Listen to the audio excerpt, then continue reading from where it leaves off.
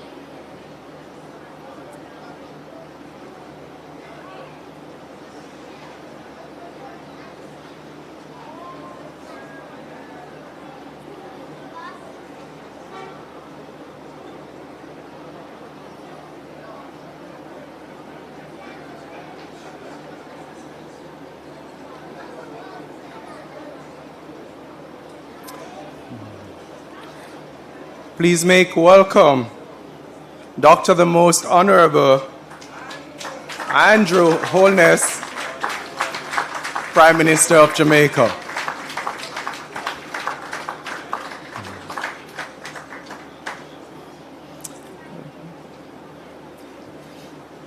Let me also just invite us to remain standing. We go right to the playing of the national anthem.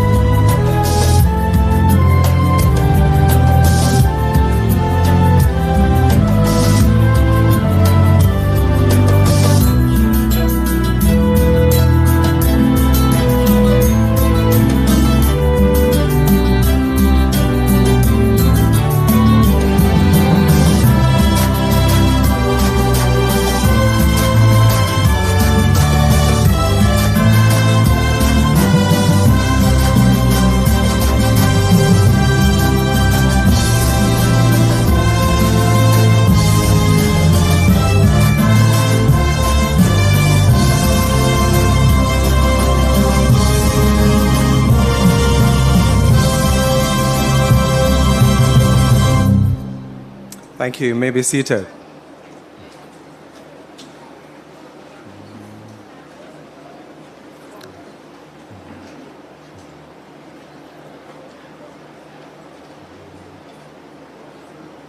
Dr. the Most Honorable Andrew Holness, Honorable Matthew Samuda, Member of Parliament and also Minister without Portfolio in the Ministry of Economic Growth and Job Creation, Mr. Philip Paulwell, CD, Member of Parliament for East Kingston and Port Royal, Ms. Lorraine Dobson, Councillor for Springfield and Port Royal.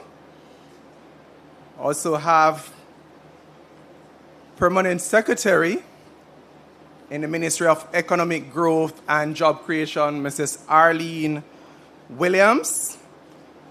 Members of the various Senator, Senator the Honorable Abka Fitz-Henley,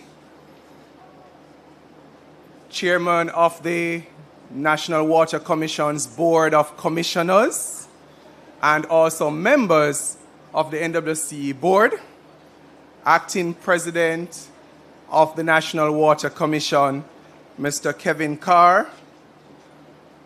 I'm still going in, ladies and gentlemen. Yes? I see Miss Malcolm, Lauren Malcolm from the Urban Development Corporation. Mr. Robert Gordon of the Methodist Church, distinguished ladies and gentlemen, members of the media, members of the National Water Commission team, members of the parent ministry, Ministry of Economic Growth and Job Creation, members of the OPM, and of course, members of the media. Have I left anybody out? Of course, quite a bit. Residents of Port Royal. Good morning and good afternoon. I say good morning because some of you have been here from morning, and I thank you for waiting with us. But we have started, and I want to welcome you, not with the official welcome, but just to acknowledge your attendance here at the commissioning ceremony for the Port Royal Pipeline Project, which, as you will hear a little bit further on, really incorporates several phases. We're happy to see you, and I'm looking forward to us sharing in a very meaningful program as we go along. Join me now to ask, as we invite Mr. Robert Gordon, Justice of the Peace, to bring the official prayers, and we get right into our program today. Good morning, good afternoon, all. Let us pray.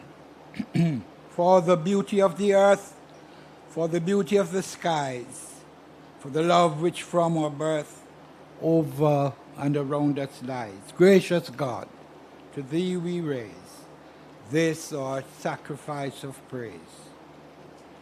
Father, we thank You for this beautiful day, for all Your goodness, mercies, and blessings of the past year 2024, and for all the impending blessings of this new year 2025. We especially thank You this morning, Father, for the successful completion and commissioning of the Port Royal Pipeline Project. And Lord, while we appreciate and thank all those responsible for the provision of the system, we pray that the beneficiaries, our community of Port Royal, will endeavor to play their part in enhancing the sustainability of the project. Bless all of us this morning, all of us gathered here this day, and for this joyful occasion.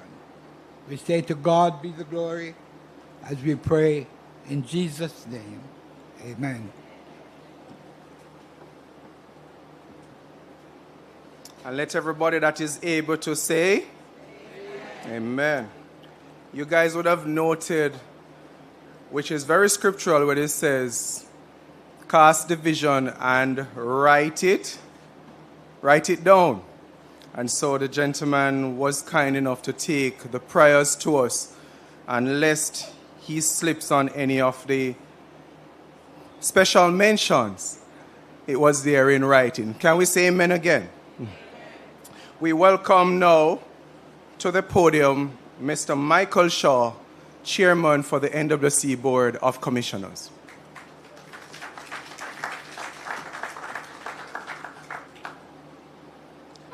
Dr. the Most Honorable Andrew Holness, Prime Minister of Jamaica, the Honorable Matthew Samuda, Minister without portfolio in the Ministry of Economic Growth and Job Creation, Mr. Philip Caldwell, who is a Member of Parliament for Kingston East and Port Royal. I have not seen the Mayor, but the councillors, other distinguished guests, NWC staff, Board of Commissioners, media folks, and most importantly, the members of the Port Royal community. I say good morning, good afternoon, welcome, and Happy New Year to all. You know, Port Royal was always known all over the world for dangerous stuff. Pirates, sunken treasures, magnificent ships, excitement around a place like this, and lots of drinking of rum. But we want to move it from a little too much drinking of rum to drinking of pure quality water that comes from NWC. In reality, Port Royal is for many of us a simple, quiet town that breeds real quality folks. It is therefore my pleasure today to represent the National Water Commission as we join the Prime Minister and the rest of the party here today in announcing this major step towards providing that support, which is water, which is life. Phase 1 to 3 has already been completed with installation of new pipes leading to the community and facility upgrades. Now in the final 2 phases to come, we are moving into work involving sewer systems, upgrading of wastewater tanks, relief station, as well as servicing and upgrading distribution pipes in your community. Now, the Port Royal Pipeline project represents more than just 933 million investment in infrastructure. It embodies the National Water Commission commitment to sustainable development and improvement of quality of life for the residents of Port Royal. At the end of it all, what it means is that you will have quality water, sewage service, which improves lives and productivity. I extend our deepest gratitude to the community of Port Royal for the trust and patience you extended to us so far. Our gratitude to the Honorable Matthew Samuda for his steadfastness in ensuring that this came to a reality. To the Most Honorable Prime Minister, we say a special thank you to our partners, to the contractors, to the hard-working team of the National Water Commission as we continue to bear out our commitment for this transformation in Port Royal, water and sewage.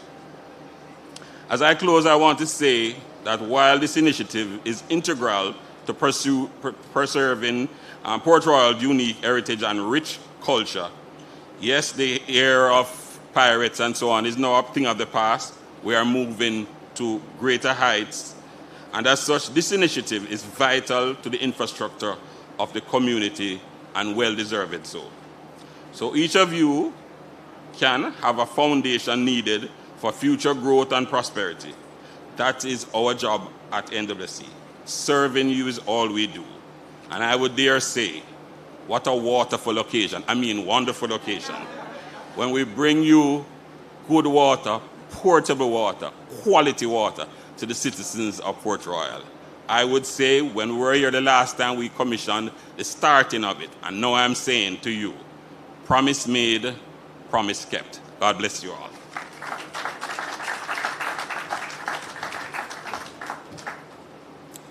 Thank you, Mr. Chairman. And, Chairman mentioned a little bit of the history of Port Royal. And perhaps back then it was persons coming to this very famous city for the hustle, not true? It's to make a money. Perhaps you get shanghaied in the middle of it, but that was also always a part of the game. But now, when we say we're taking a little drive over to Port Royal, beg your pardon, it's to get away from the hustle. And I think it's a good stop today. Am I right?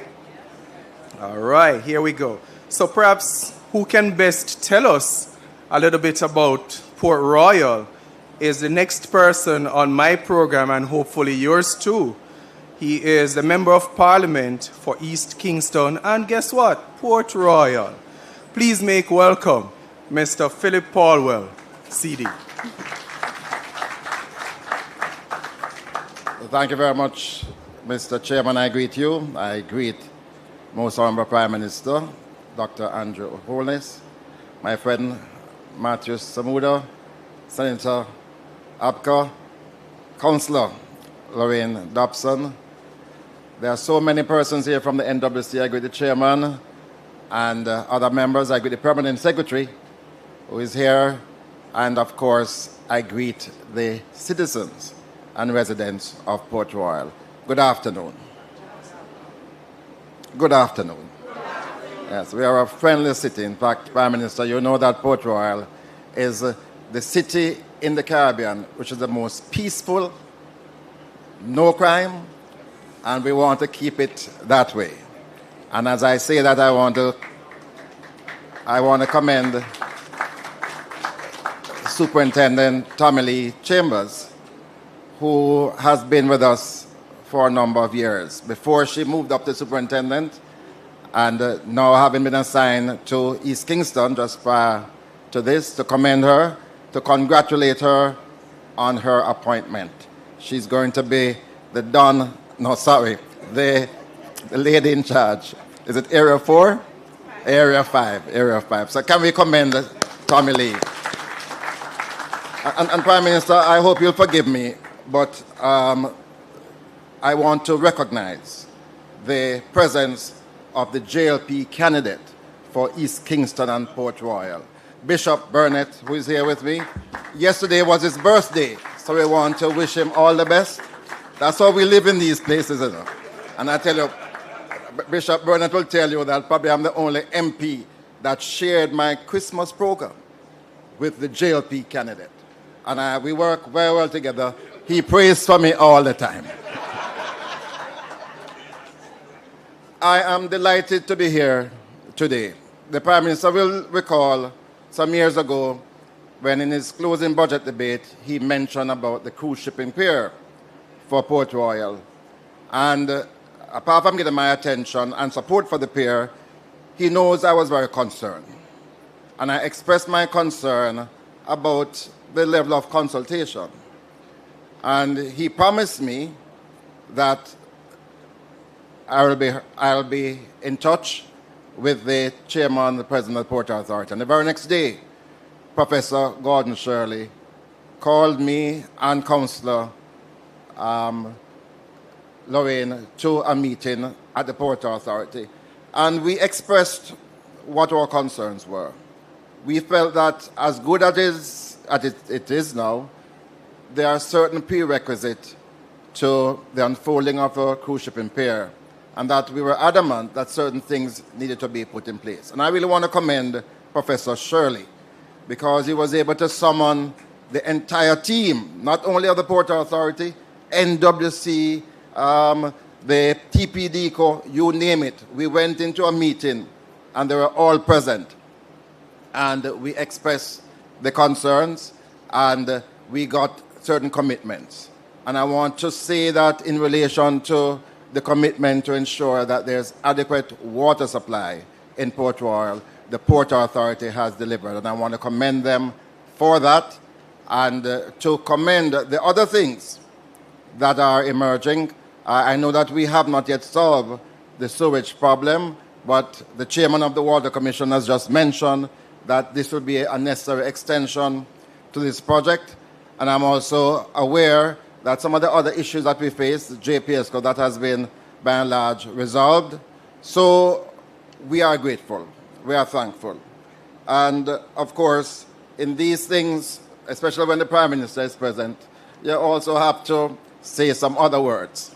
So, Prime Minister, let me say, recently we had another discussion with the Port Authority.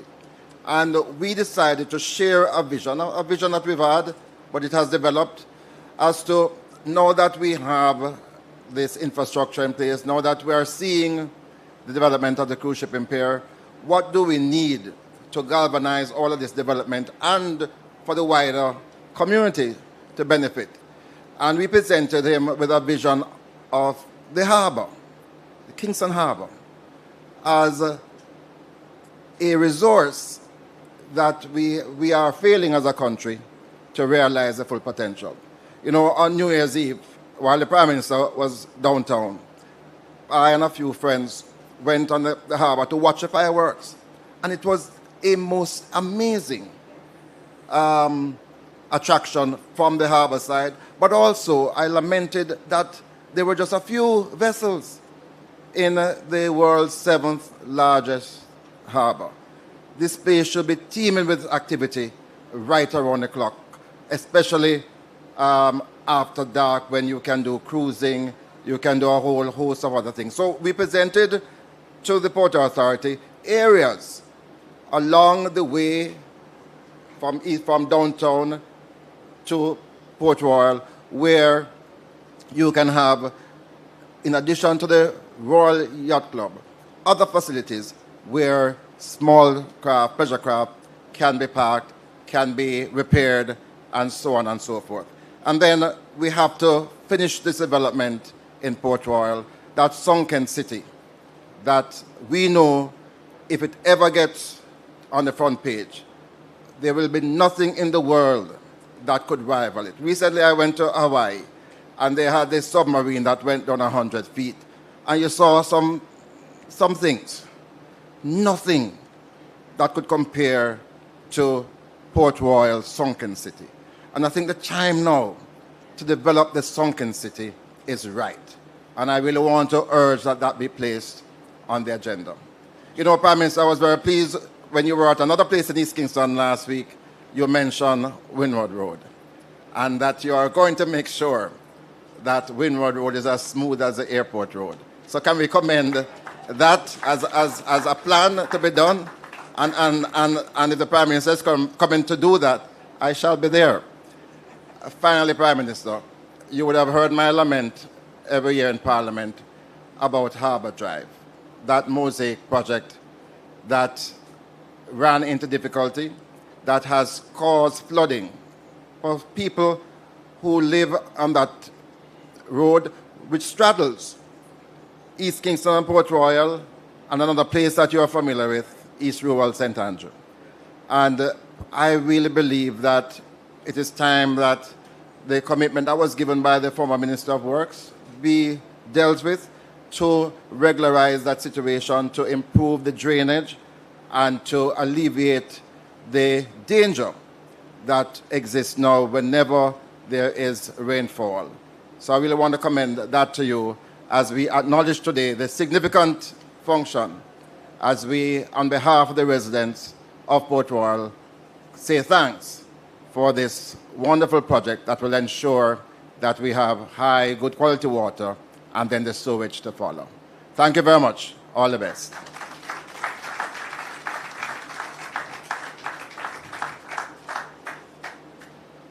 We thank the Member of Parliament for those kind words, right?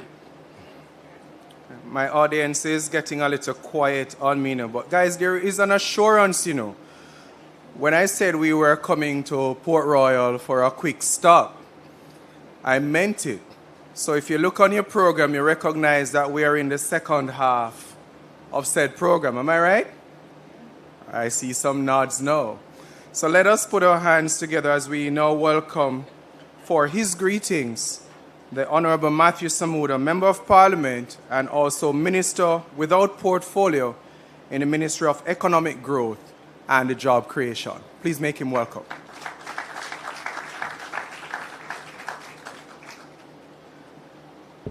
Thank you, Master of Ceremonies, Delano Williams. Allow me to acknowledge the Most Honorable Dr. Andrew Holness, and of course, Member of Parliament for the area, Philip Paulwell. I see our Permanent Secretary, Mrs. Arlene Williams, and of course, Chairman of the Board of the Water Commission, Mr. Michael Shaw, along with other board members. Of course, Acting President Kevin Carr and his senior team, and of course, the senior team of the Ministry. Allow me to also acknowledge colleague and friend, Senator Abka Fitzhenley. Good afternoon, everyone, and Happy New Year. Good afternoon, everyone, and Happy New Year. Thank you. In 2023, we were at this location for the groundbreaking ceremony for the Port Royal Pipeline Replacement Project. Today, we gather here with great pride and anticipation to commission the new pipelines officially. This is evidence, as the chairman said, of a waterific day because it is representative of a promise made and a promise kept. It marks a significant milestone in our ongoing journey to improve the lives of our citizens, fortify our infrastructure, and secure a sustainable future for our communities. With its rich history and vibrant community, Port Royal holds a special place in Jamaica's cultural and economic fabric. However, for years, the aged cast iron pipelines that served this area presented persistent challenges, frequent breaks, unreliable water supply, and environmental risks hindering the growth and development of this unique township. I can tell you also, Prime Minister, it provided reason for persons like Miss Anne from Port Royal to call the office almost weekly to complain. So it is with great pride that we're able to say today that this issue is indeed at an end. Now, that issue is to be contemplated against the backdrop that there is work to be done in the township of Port Royal and not just the main line which feeds this township. And we acknowledge that work in the same way we acknowledge the work that is to come on our sewage system, which will indeed serve the 2,500 residents and de-risk future investment, which I know the Prime Minister has on his agenda for Port Royal. But what is this project? This project is the replacement of 8.6 kilometers of fragile pipelines with modern, durable, high-density polyethylene HDPE pipes. This upgrade was not just about changing infrastructure, it was about improving the quality of life. It represents the closure of phase 2 of this project, which saw $533 million, Prime Minister, invested in the people of Port Royal, in the people of Harbourview, and in the people of Shooters Hill. You see, sometimes people don't recognize that water is indeed clear and water goes across constituency lines, Prime Minister. So this line actually started running from the source at, forgetting the name, Long Mountain Source, and comes all the way into Port Royal. So it is a massive investment in the present and in the future of this beautiful town. But it represents a continuation of significant investment that is being made in the Kingston and St. Andrew metropolitan area. And Councillor, I saw a recent note from His Worship the Mayor, and I think it's important that those who are here and those who will listen on the radio stations which are present and certainly see the news coverage later, that they understand exactly where we are in Kingston and St. Andrew and where we're not. The Mayor expressed some concerns to me about Kingston and St. Andrew's water supply, and I think it's important to advise him and to advise the country, and indeed all the residents of Kingston and St. Andrew and its environs, exactly where we are, where we're not, but where we will be in short order.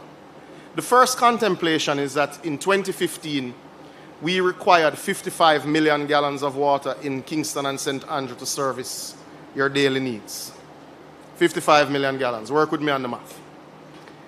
Today, you require 37 million gallons per day. 37 million gallons per day.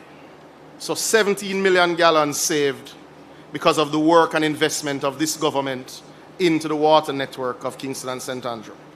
So, Prime Minister, when you contemplate all of the high-rises, all of the development, all of the significant investment that has gone into Kingston and St. Andrew, we're using significantly less water. In fact, we have moved from what we call non-revenue water, which is water which is leaked or stolen, from being at 70 to 72% to being at approximately 38% in Kingston and St. Andrew. So what that means is that Kingston and St. Andrew is significantly more water resilient.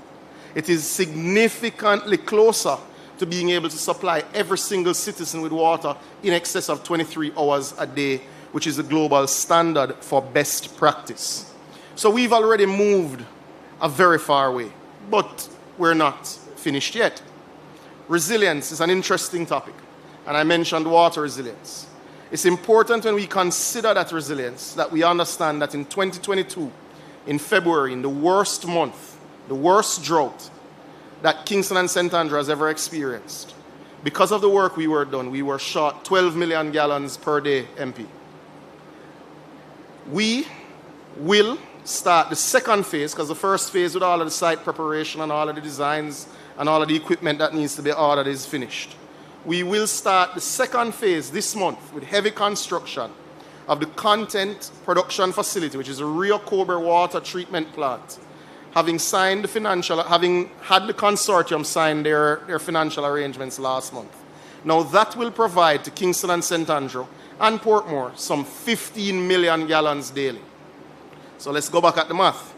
In the worst of our drought, in the worst of our worst drought, we were short 12 million gallons in the corporate area extending into Portmore. That water treatment plant will supply 15 million gallons daily in and out of drought. Correct, President? Now, that is a massive investment in the present and the future for the people of Portmore and Kingston and St. Andrew.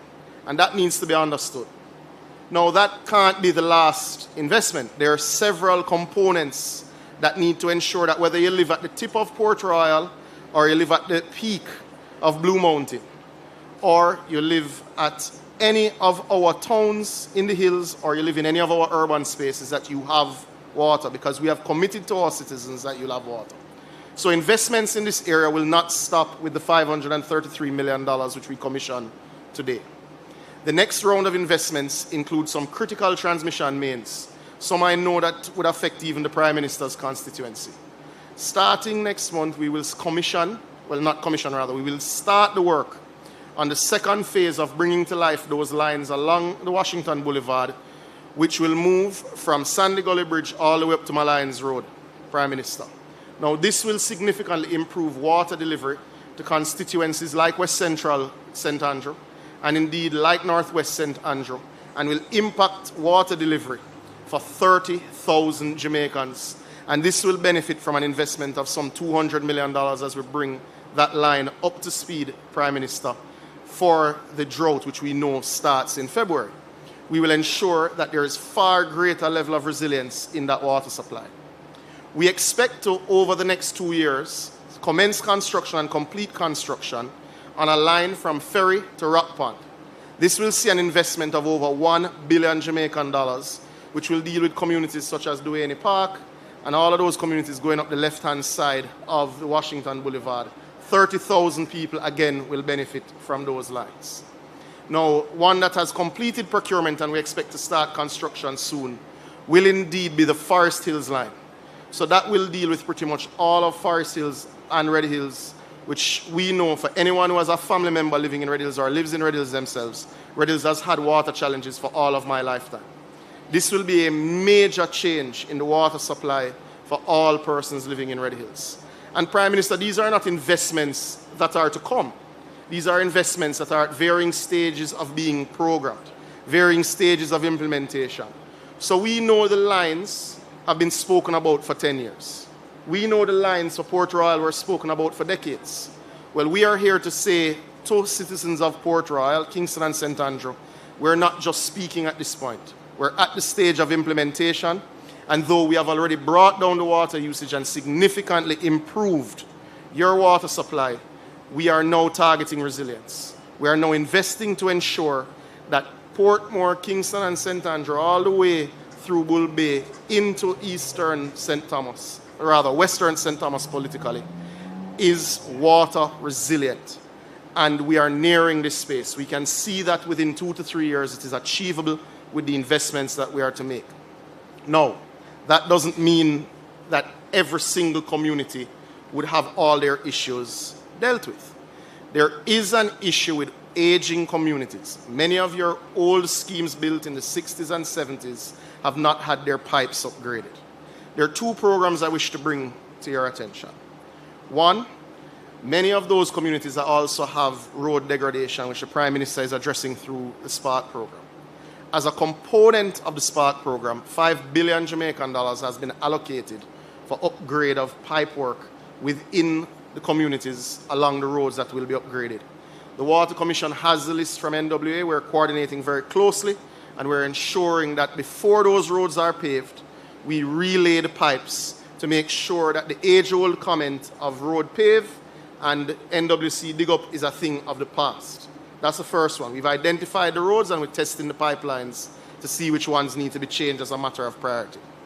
The other element is that we have already completed the first phase of our procurement for a national non-revenue water partner. Now, I mentioned the fact that we'd done non-revenue water work in Kingston and we'd brought our water usage from 55 million gallons down to 37 million gallons. We are going to do the same nationally. And this will involve significant upgrades of our distribution network right across the country. Now, that will be a 10-year program. But we've completed the pre-qualification of our bidders, and we are going through our international tender procedures to ensure we are able to conclude the transaction period and get started. That will significantly benefit communities like Denham Town, which have significant leakage, communities like Arnett Gardens, where the pipes are aged and need to be changed. But we're doing the work, and we can assure you that under this government, MP Paulwell, we will achieve water resilience for the corporate area. Now, it's not that I can't go into dozens and dozens and dozens of other projects that we will be bringing on stream over the next couple of months, Prime Minister. But we'll save the rest of the country for when we go to those commissioning ceremonies, because everybody deserves their pound of flesh. So, for instance, when I ask you next week, and I hope you're able to accommodate us to go and commission the system at Pepper for that community that has never had water, I hope you will be able to come with us, because we are doing this water sort of investment right across the length and breadth in every nook and cranny of Jamaica. But today is about the 2,500 residents of Port Royal. It is about the citizens of Harbourview and Shooters Hill who have also benefited. It is us saying to us that you can believe when we tell you we will invest, because you have the evidence right in front of your eyes, and most importantly, you have the water in your pipes. Thank you.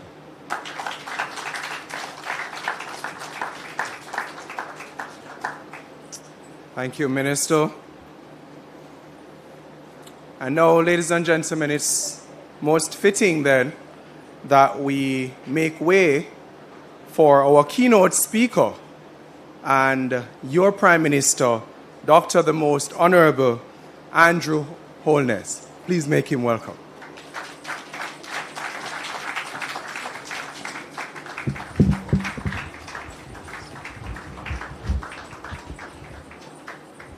Thank you, everyone. Please resume your seats. Thank you, Master of Ceremony, for your masterful mastery of the ceremony so far. Allow me to specially acknowledge your Minister of Water, Senator the Honorable Matthew Samuda, Minister without portfolio in the Ministry of Economic Growth and Job Creation, and the Permanent Secretary in the Ministry of Economic Growth and Job Creation, Mrs. Arlene Williams, very hard-working Permanent Secretary. Philip Paulwell did not acknowledge me as his friend. But we have been friends for a long time. We consider ourselves to be political batchmates. We came into the politics almost at the same time. Of course, we had different fates. But how are you, my dear? But we have remained very, very good friends. It's important to say this because sometimes the view of the country is that the politics is so caustic and toxic that it would appear that we are all enemies. And that is far, far, far, far, far from the truth. I certainly don't carry enmity with me in politics, and I treat everyone not just professionally, but friendly. And I think it's important that that be said. But I also have to say, because I was a few days ago with MP Paulwell at another event launching another government project, and when I returned home and had an opportunity to check my phone, I saw several messages of persons complaining as to why it is that I am launching a major project such as the Spark project in MP Paulwell's constituency. Why couldn't it be one of the other, 48 or 49 constituencies? And I reflected upon that, and especially since I'm here today now doing another project, there might be a feeling that there is some special provisions for MP Paulwell. Far, far from it. It is all coincidental. But I will use this opportunity to make another point, that when it comes to the expenditure of public resources, we try desperately not to look at the politics of the expenditure, but rather to look at the benefit of the people.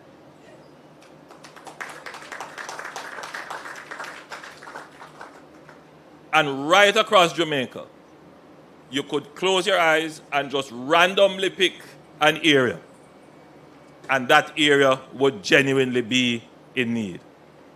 Whether it is for water, or road, or housing, or sewage, or something. Wherever you go in Jamaica, there is the need.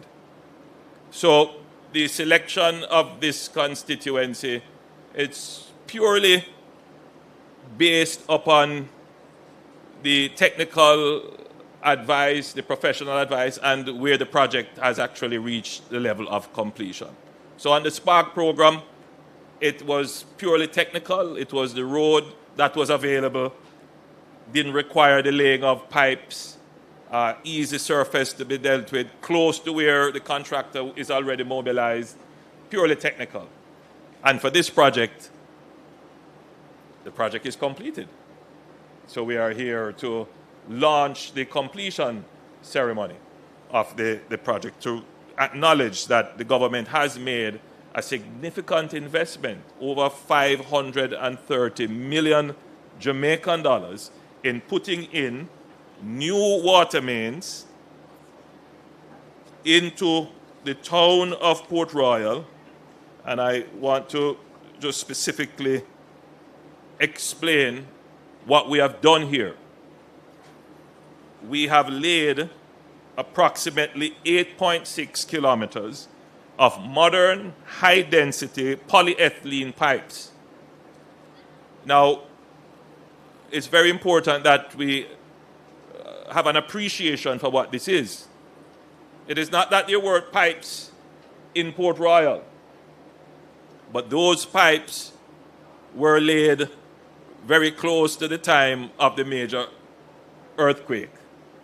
I meant that as a joke.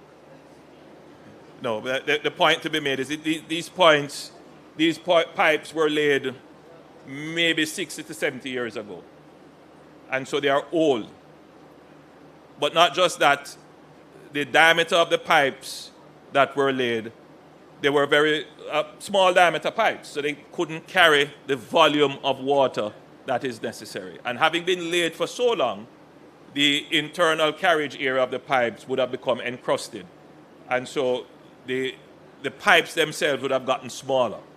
So the people of Port Royal were literally suffering from aged infrastructure. And this aged infrastructure simply could not carry the volume of water. It couldn't take the pressure of the water, and they would break frequently. What we have done is to change the kind of pipe that we have put in place. So it's no longer the old metal pipes that could become rusted and encrusted. No. What we have laid now are high-density polyethylene pipes, which are very robust, a little bit more flexible, and they are designed to last much longer than the old metal pipes. And these pipes can take the pressure of the pumped water supply to the area. And they are of a larger capacity as well. So there will be more water for Port Royal. This was done at a cost of approximately 533 million Jamaican dollars, and over 2,000 residents of this area, not to mention the persons who visit here on a weekend and the possible cruise ship visitors. They will all have the convenience of potable water.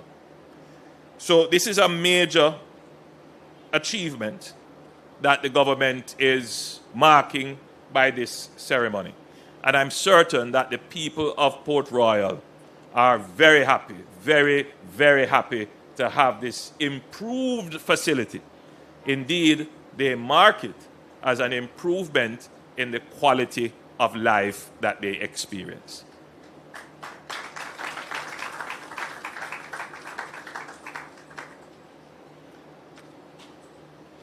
But let me quickly go to the end of my presentation, where I have a list of projects that Minister Samuda said he would spare you.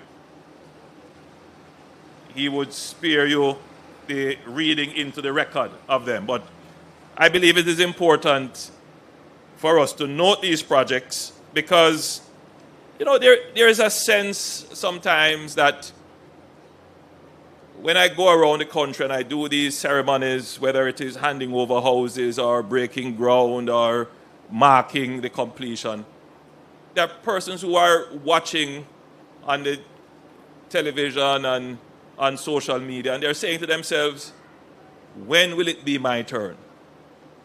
You know, they say, Prime Minister, I see you in Port Royal, I see you over in Harbour Heights, and I see you all over, but when is it my time, my turn in my community? Ultimately, you know, our politics comes down to what have you done for me in my community lately? And especially in this time, and you know what time I'm talking about. Everyone wants to be able to identify what has been done for me. Now, there are those who would look at this and say, you know, this is incredibly selfish and a threat to our democracy if politics is only going to be decided on the basis of what is done for me. Then what happens to the national good?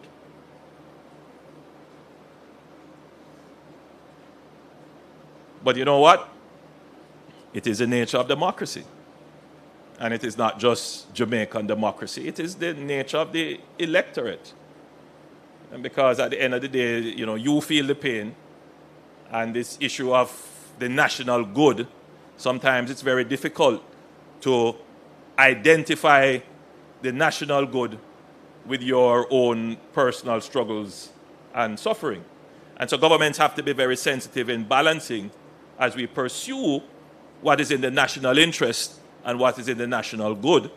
We also have to acknowledge that people have to live now.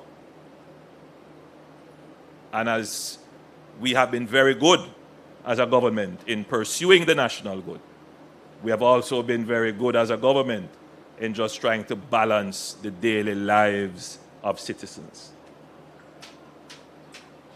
Please feel free.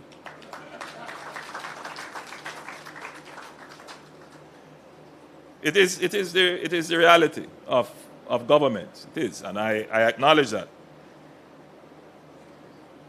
But governments have to do it very carefully. Because, and if I were to use this community as an example, I used to come here quite regularly when I had fishing as a hobby. And, you know, I would stop and I would have fish, and some of the fish that I caught, they would be prepared here. And some of the conversations were very interesting because, you know, it's not just water that was a challenge. Housing is a big challenge here. Major, major challenge.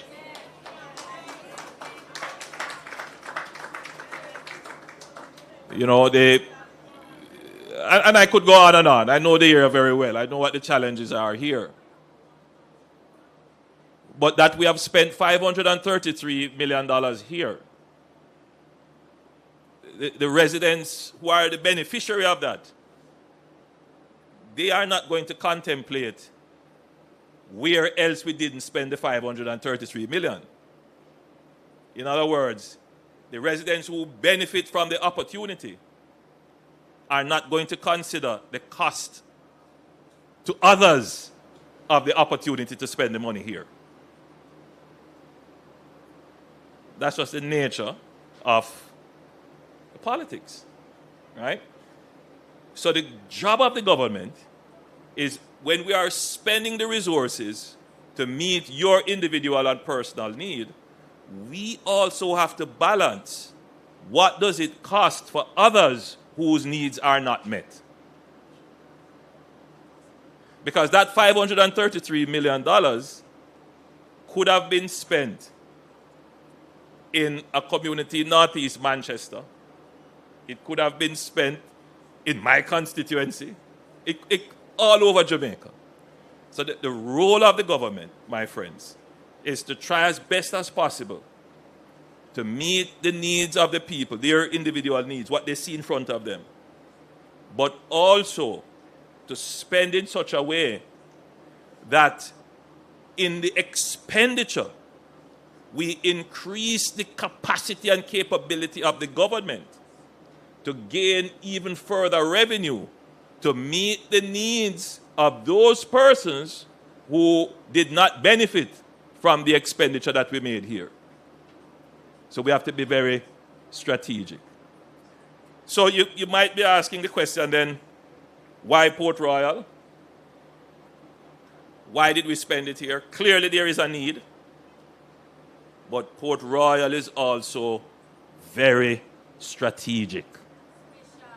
Very strategic. Very special, I agree. Very special. But Port Royal is also very strategic. So a few years ago, when we were looking at how do we increase the productivity of the country, or put it another way, how do we create new industries for growth, Port Royal was high on the agenda because you have certain heritage assets here that have been for decades, maybe centuries, underutilized, but if properly developed, could provide the revenues that would not only develop Port Royal, but develop the wider Jamaica. But to get to that point, we have to make certain investments in Port Royal. And one of the critical investments to be made was to put in place the facility for docking cruise ships. We have made that investment. The second investment was to put in place some facilities to receive the cruise ship visitors when they come. And we have put in place the new pier and customs facilities there. It's a lovely facility. We have built a new museum and restaurant, which I will be back here to open shortly. Yes. And we have started to do some improvements of the sidewalk and various little things within the town. Investment. And then now, we have made this massive investment again in the water. We have one more major investment to do, which is on way already, and that is in the sewage. We have actually built the sewage plant. Now we have to lay the pipes to connect the homes and the facilities to that treatment plant. And then another major investment to come, which is to give you a beautiful road from the roundabout straight into the town.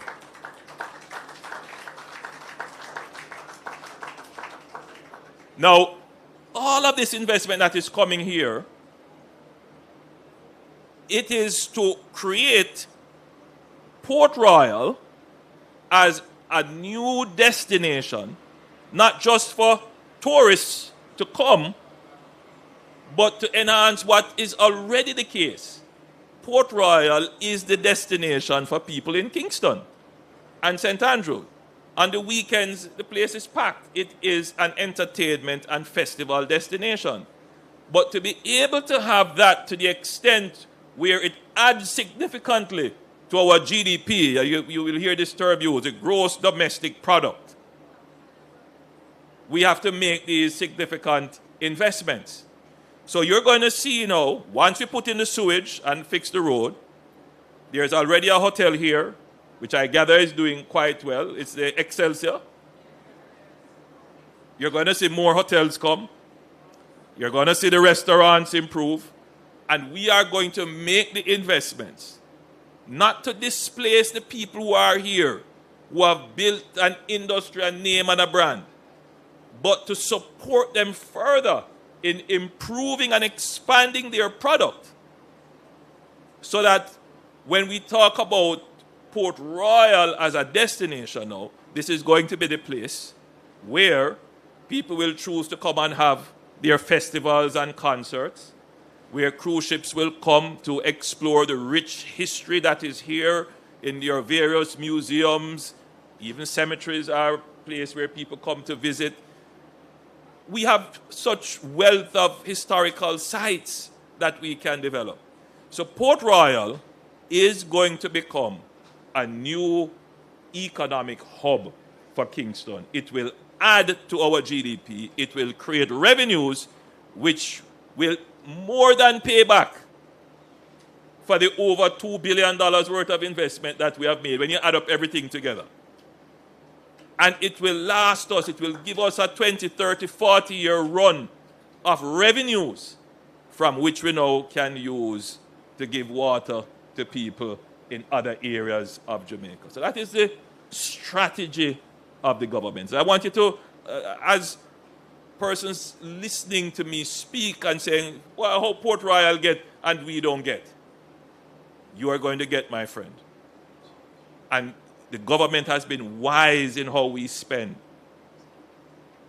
We are spending in a fiscally responsible way, in a sustainable way, in a strategic way.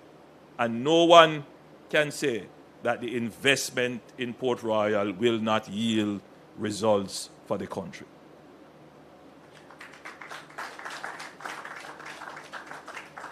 But having said that,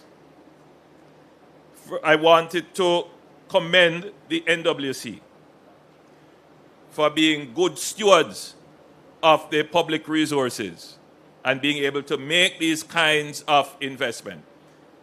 And I commend them because the history of the NWC is that they have not been able to make these kinds of investment in a sustained way.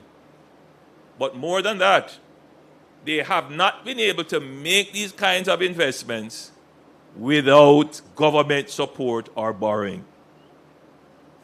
I want to emphasize that. Everybody wants the government to do everything, which is right. That's why you have governments. You put them there and you give them the authority to be able to treat with the situations that you have. But the responsibility of the citizen and the electorate does not stop there. How does the government provide for you? There are some people who really don't care as long as it is provided. But we have seen, and it has become a destructive element of our history, that if you provide development through borrowing, you, one, limit the potential of the development, not just in the long term, but in the short term, and you end up paying more for the development than you would have. And worst of all, you end up burdening future generations to pay for your consumption today. This government is committed to develop Jamaica without depending on borrowing.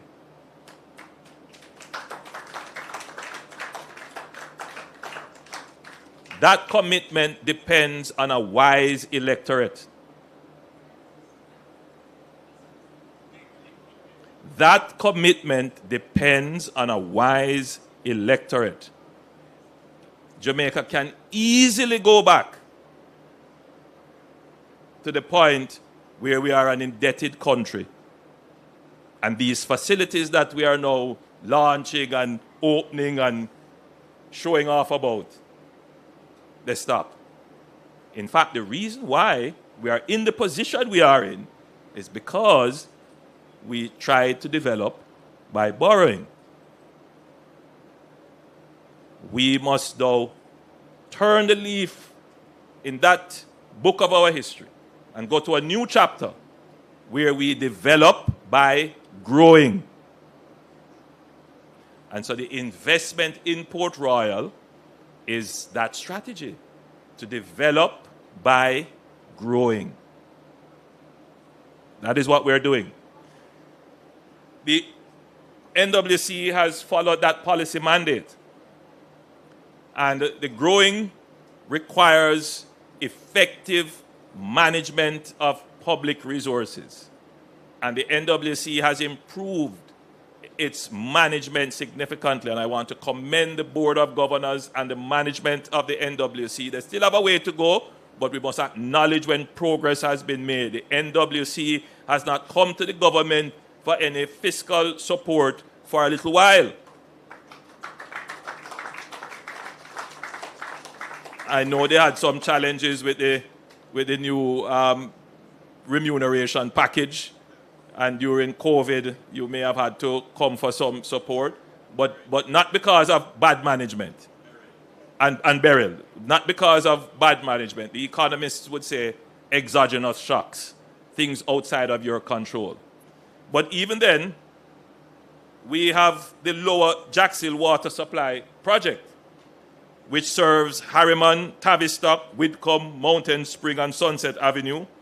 And that is in progress. We are expecting to complete that by April 2025. That is an investment of 350 million Jamaican dollars, another community that is benefiting. But we didn't borrow to do this. This is being done out of the NWC's revenues. And I want to emphasize that. In St. Anne, in the St. Anne's Bay to Landover pipeline, we are making good progress. In fact, we are well advanced. We expect to complete that in May 2025, and that's $550 million worth of expenditure. That one is another strategic investment, because that pipeline is going to open up great opportunities for housing along that corridor, meaning more revenues coming in to the government. Not more taxes now, but more revenues from the existing tax base that we can spend on other communities. See the strategy? You're investing to grow the economy, to increase revenue so we can spend on your individual needs. This is out of the NWC's revenues. We have Rosemount, Camelot, and Discovery Bay in St. Anne. I'm wondering why St. Anne is coming up so often. Hotels. Okay, good.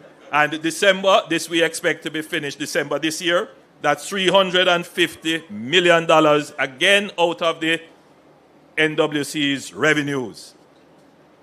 Plumbago, Orchid Path, sewer extension works in Mona, and I see that is going on. We expect it to complete that in March 2025, $75 million out of the NWC's revenues.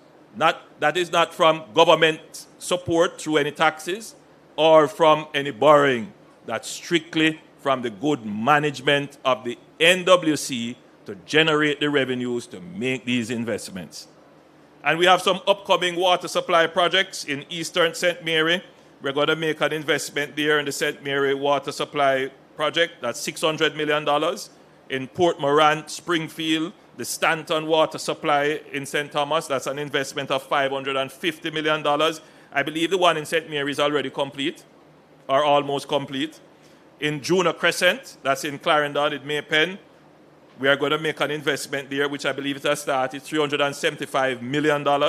Again, all of this is out of the NWC's revenue. In Grovestown to Cross Keys Pipeline in South Manchester, $75 million out of the NWC's revenues.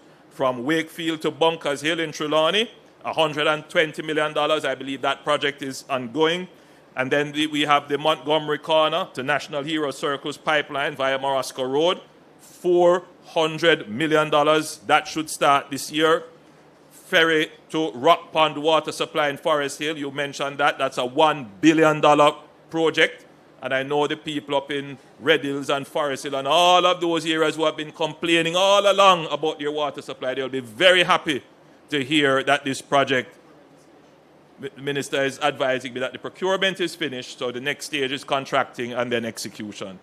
And then another important one that needs to be done, Mona, Wellington Drive, Monroe Road, Olope Road, Retreat Avenue, Seymour Avenue. We're going to put in place a proper sewer system for that entire area. That is 1.4 billion Jamaican dollars out of the NWC's revenues. Not borrowing, not from government, not from your taxes, but just from the operations of the NWC. So, ladies and gentlemen, I have detained you long enough, and I believe that my point has been made to you, that you have a good government, a government that understands the delicate balance that has to be maintained with the national interest and with your personal interest. And it requires skillful, thoughtful government to be able to balance those needs, to deal with the needs of the future while addressing the needs of the current, and to address the needs of the current without in any way damaging the possibilities of the future. So, Madam Councillor, it's good to be in your area, and I'm sure that you, though we are on opposite sides, but I'm sure that the message, I see the smile on your face, and I'm sure that the message has resonated with you. God bless you all. Happy New Year. Peace, productivity, prosperity be yours, and victory be to all Jamaicans. God bless you, and thank you.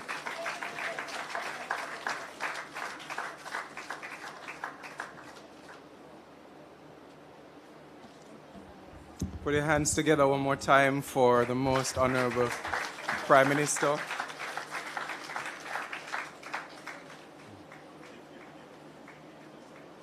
It's heartening to know, after hard years of work, that when you have been brought like for the students now, their academic reports are being brought to the forefront. Not true?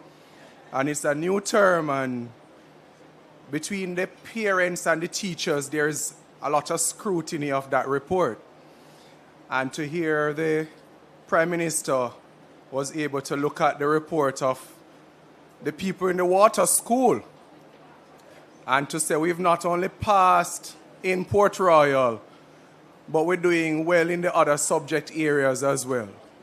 I think we can put our hands together for the National Water Commission team.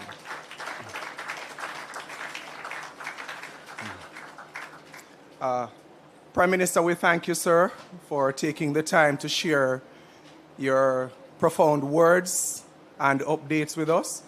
We also thank the Minister, Matthew Samuda, for his updates and the commitment to continuing to deliver on the needs of water supply, not just in Port Royal, right, guys? Because I know, let me say those who have a country where they go, where mommy or daddy or you've grown up somewhere else other than Kingston and Port Royal. Just put your hands up, man. There we go. So every interest that is brought forward here represents not just for Port Royal, but really it's a national interest that we have. And so we thank the Minister for sharing those updates. Thanks also to Chairman Shaw of the National Water Commission's Board and the team he represents, including our Acting President, Mr. Kevin Carr. I want to acknowledge Member of Parliament again for his words, and I know his wish list may have been longer, but he was kind enough to bring forth his big topics for today. To Madam P.S., who joined us today from the Ministry of Economic Growth, to Senator Abka Fitz-Henley, to Councillor, to the MEG-JC team, to Mr. Robert Gordon, who brought prayers. And we want to just acknowledge the presence and the support that the Port Royal community on a whole gives us. Come on, put your hands together for them. We've never come here in the 2.5 years that we've been doing functions and have gotten any kind of hesitation when we make a request, whether it's for the site, for parking, or for the community's assistance. And we want to acknowledge that. And I think it's also on the back of what associations like the Port Royal Brotherhood would have done to help to build a community that understands kindness and paying it forward and building good community spirit. So we want to thank the Brotherhood as well for representing here today. A number of agencies and companies have shared in today's proceedings. The JCF, Ms. Chambers and her team were acknowledged. We didn't acknowledge earlier the Ashstrom Building Systems team, but I know you have seen their work. The Portmore community sirs have certainly felt the impact of the carrying capacity of those pipelines. So we can put our hands together for Ashstrom, please. The Port Authority of Jamaica, the UDC, who are partners with the NWC, my NWC colleagues, my MEGJC partners in agency, and of course, you who are varying fellow and support agencies. We want to thank you for making this event a very useful and successful one. The media is our best friend today. I'm sure a lot of you have trimmed, showered, and shaved to make sure that you are on point whenever the camera catches you at any angle. And so we want to thank them for turning out today and to giving us the kind of coverage that will make this event not just a memorable one for today, but also an historical one. So put your hands together for the media, please. And of course, you have been good as my audience, clapping when I say clap and coming when I say come on time. And now as we prepare ourselves to separate from this physical spot to where the act of commissioning will go, I'll give you some amount of liberty to either stay under the shade of the tent for those who know they can stay, and for those who will be a part of the commissioning, we will move up to the NWC, what the Port Royal community calls. I know, sir. I probably looked across the bay once too often. So where the Port Royal community calls the reservoir spot. Am I right? So we're going to move out in a little bit from now, but I want to thank everybody and the Port Royal community for allowing us to serve you as your premier water supply provider and your partner for many more years to come. On behalf of the management team of the NWC and the organizing committee for this function, I bid you adieu for now and thank you for allowing me to serve you. Take care, guys.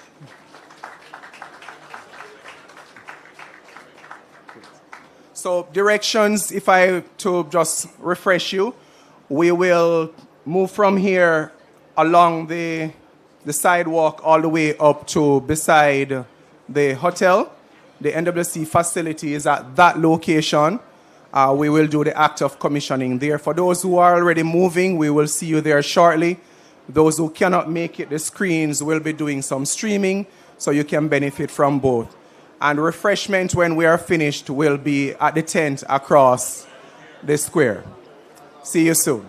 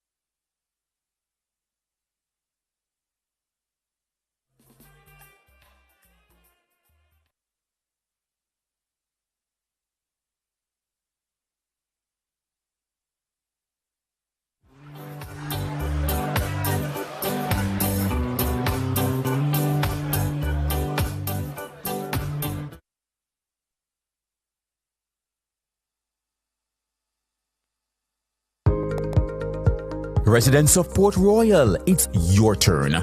Get ready to experience a significant improvement in your water supply as the National Water Commission is now upgrading the transmission main that serves your community. Under the Port Royal Potable Water Transmission Main Upgrade Project, the existing pipeline will be replaced so that you and those who use the Palisades Strip and the Port Royal Shipping Port will enjoy the benefits of reliable and consistent service.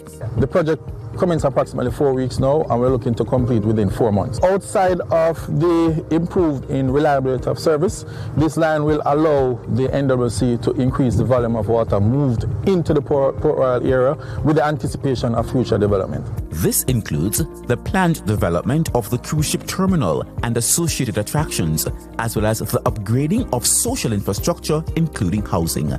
Additionally, the recently completed works along Spanish Town Road will allow the transmission of water from St. Catherine to augment the Mona system, and this augmentation will benefit the eastern areas of the island, such as Harbour View.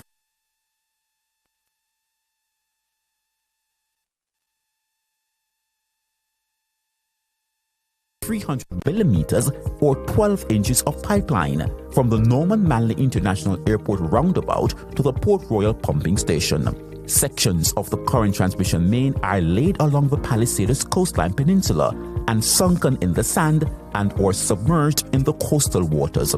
Added to this is the fact that the transmission main is aged cast iron. Due to these factors, the transmission main is very fragile.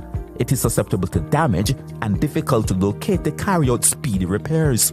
When the existing transmission main is replaced with high-density polyethylene pipes, there will be an overall improvement in service delivery because these new pipes are conducive to the environment. The water table here is quite high. So what happens is that the trench that the pipeline is going to be placed in is going to be saturated with water, along with the fact that it's a mangrove, so there's some amount of salt in it. This pipeline was specifically designed to withstand the conditions along the Port Royal Main Road. The pipe will be laid on the soft shoulder of the edge of the roadway. Sections of the pipeline are now being fused as part of the upgrading process. And as part of the overall management of the project, there is a traffic plan that is being enforced. Upgrading the NWC's pumping station to improve the water distribution to Port Royal and its environs is another major component of the project. We will be upgrading the treatment facility, putting in resilience in terms of additional pumping units and also a standby generator in case there is a power outage. So in terms of this aspect of the project, the cost of this project is approximately $100 million. Meanwhile, residents were not left out of the loop. We've sensitized the public in this area. We had a town meeting. Everybody was aware of what's going to be happening, and they actually want it to happen. This is a multi-million-dollar investment, and because every drop counts, residents are being reminded to honor their obligation. And so we expect that persons will be partnering.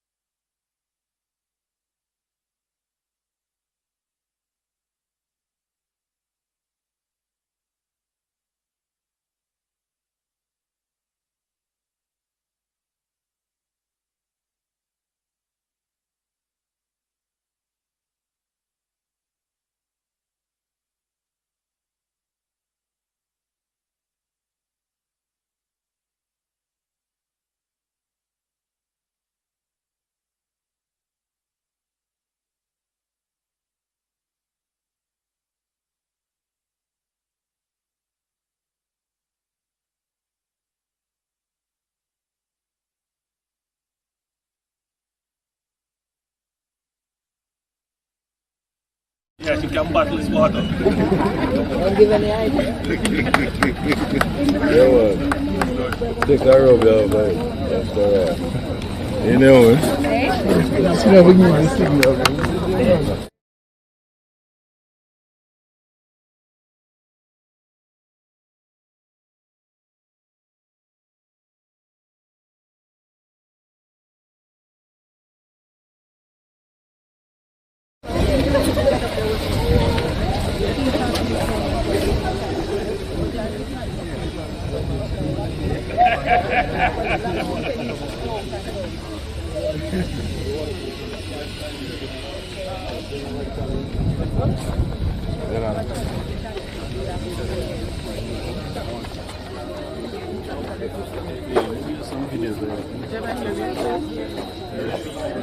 Coming in here? Can come in here, sir?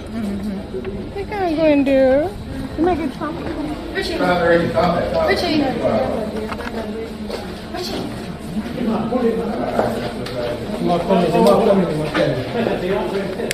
Clear the area, please. Good. Yeah, I pretty much.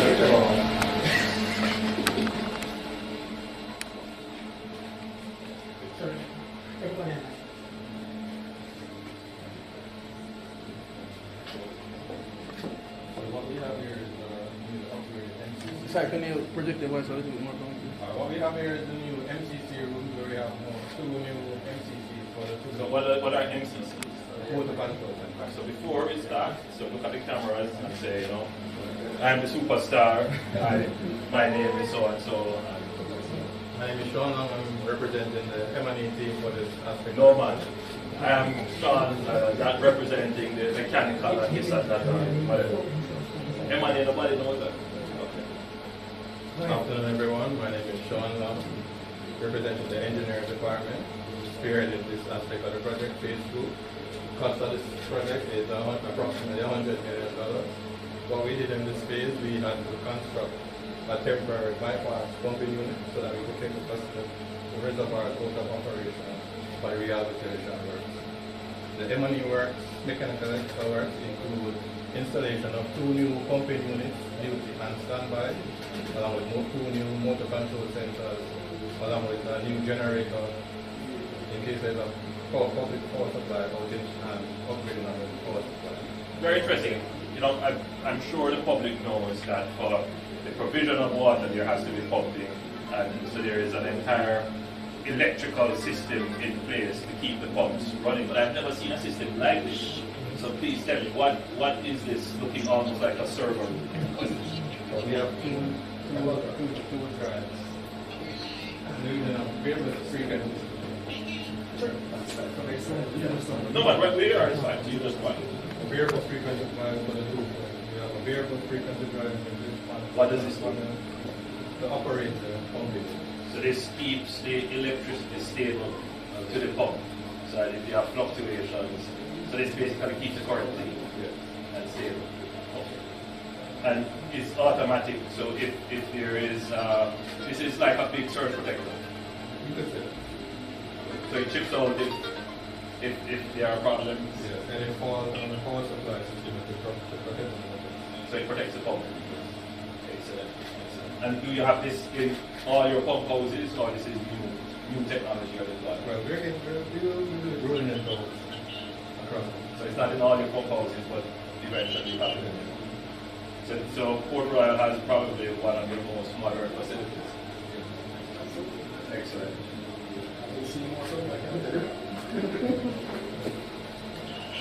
Here is a little bit of history.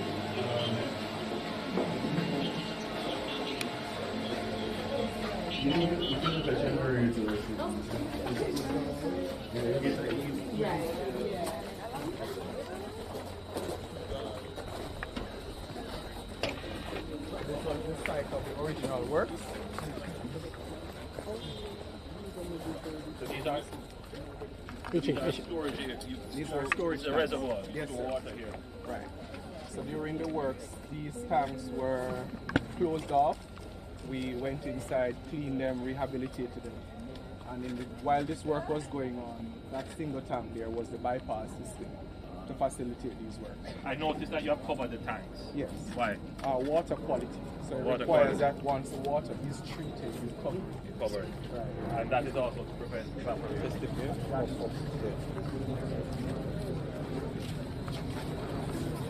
All right. Excellent.